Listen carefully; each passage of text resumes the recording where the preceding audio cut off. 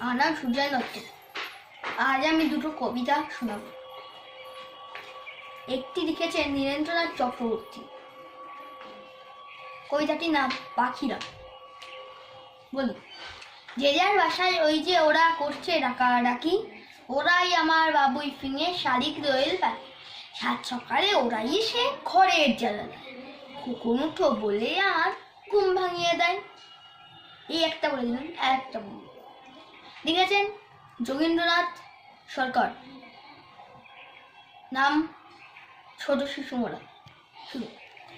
ছোট শিশু মোরা তোমার করুণা হৃদয় মাগিয়া লব, জগতেরও কাজে জগতেরও মাঝে আপনি ঘুরিয়া রব।